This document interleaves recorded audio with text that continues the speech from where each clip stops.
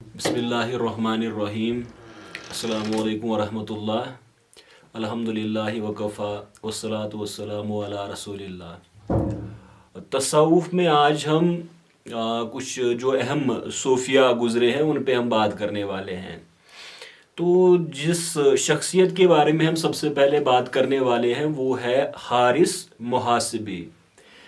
تو یہ 243 ہجری میں ان کا وصال ہوا، وہ 857 AD۔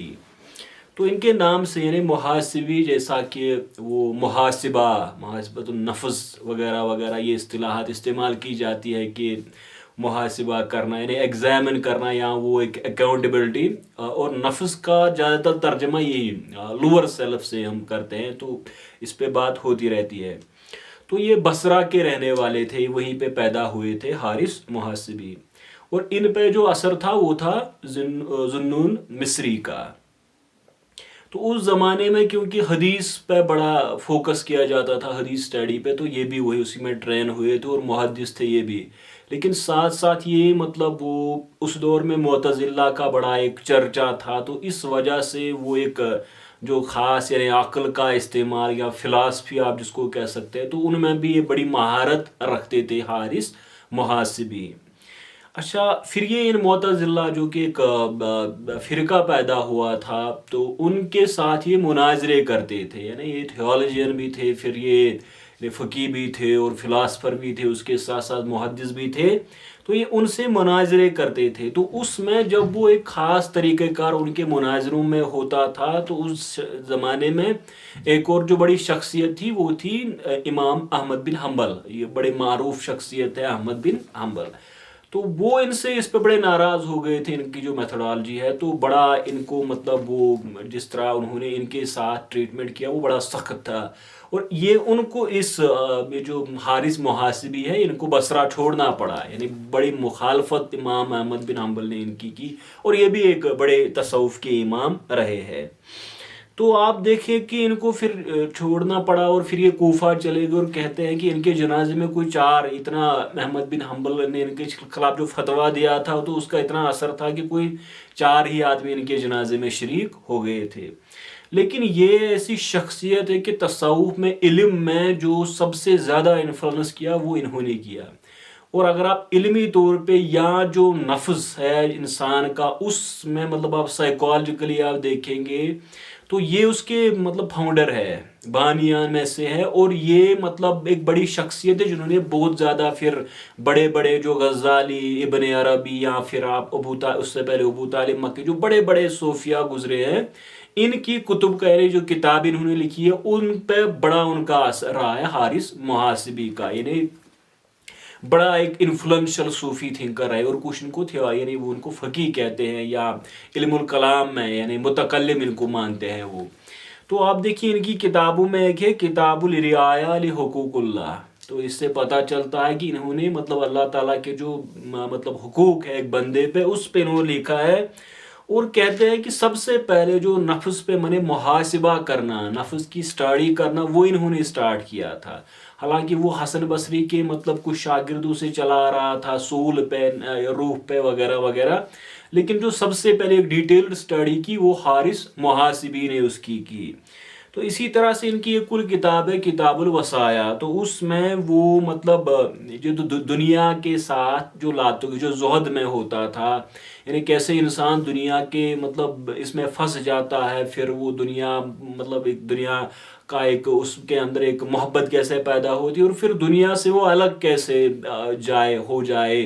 اس پہ انہوں نے بات کی تھی اس کتاب میں۔ تو اسی طرح سے ایک اور کتاب ان کی ہے رسالۃ المقاصد والورا والشبہات، تو یہ بھی ایک مطلب شبہات جو ان کی کتاب ہے، تو اس میں انہوں نے ایک جو توکل پہ بہت زیادہ اس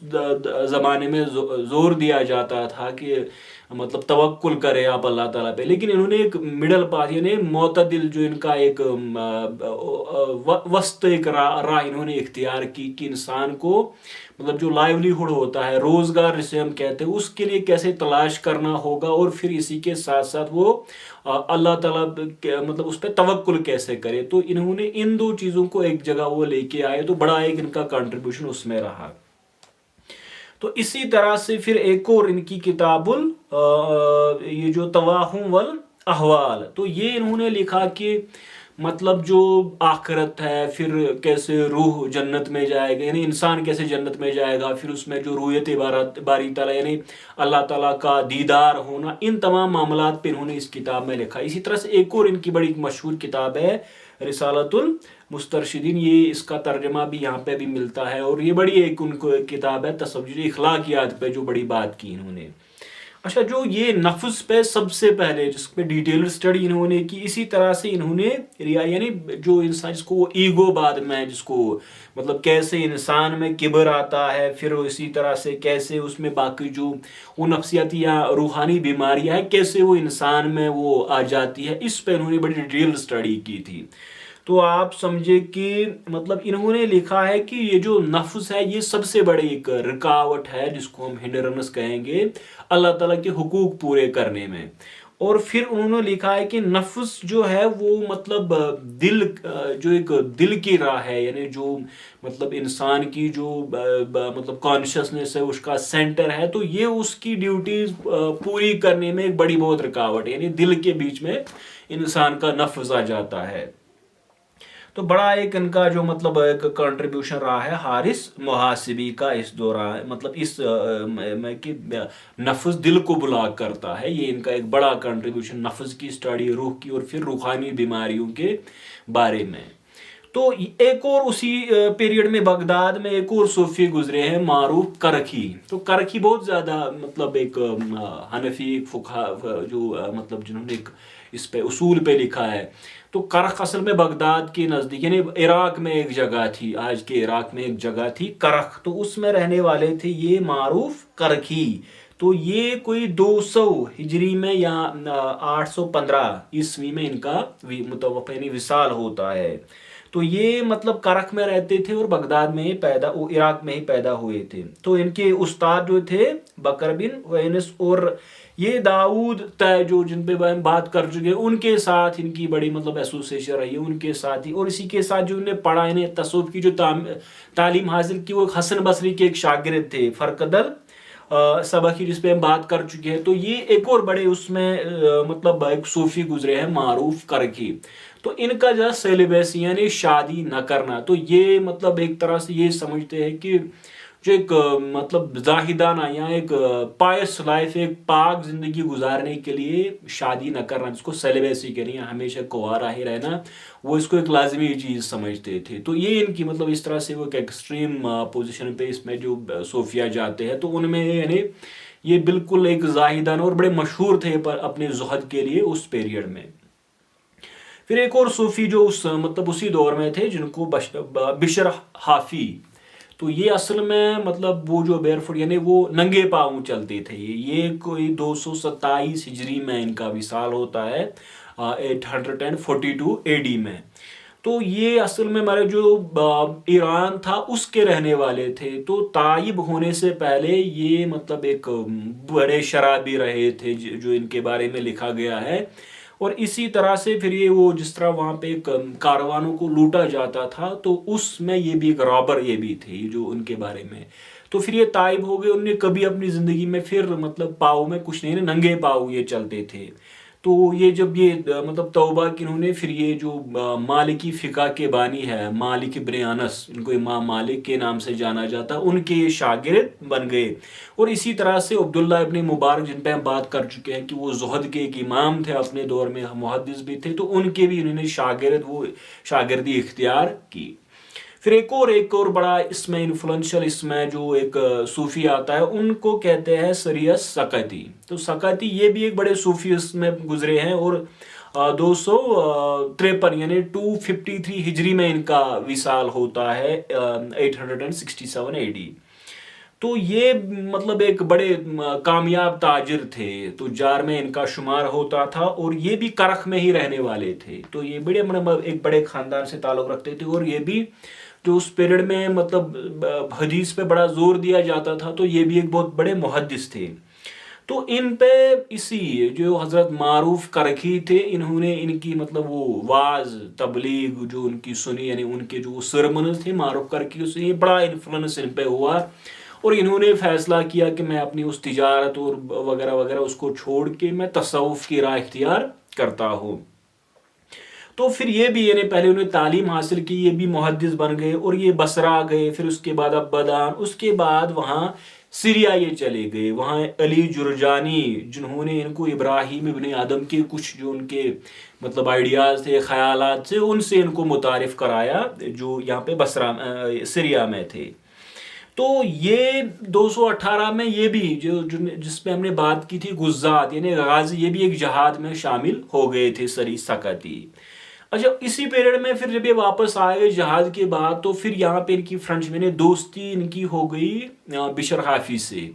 اور یہ بڑی مطلب ایک امپورٹنٹ ڈیولپمنٹ کی زندگی میں تھی. اور اس کے بعد یہ بڑے مشہور ہو گئے تصوف کے لیے یعنی اپنے دور میں,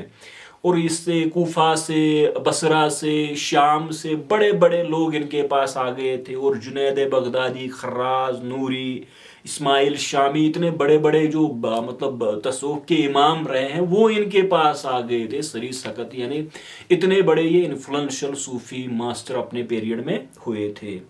تو ان کی جو تعلیمات میں ہے وہ بڑا زور انہوں نے صبر پہ دیا ہے, توکل پہ, اخلاص پہ, ان چیزوں پہ انہوں نے بڑا زور جو تصوف کی تعلیمات ہے. پھر جو ان کے بارے میں ایک بڑا ایک مطلب کنٹریبیوشن ہے تو وہ اصل میں مطلب جو ڈیبیٹ تھا کہ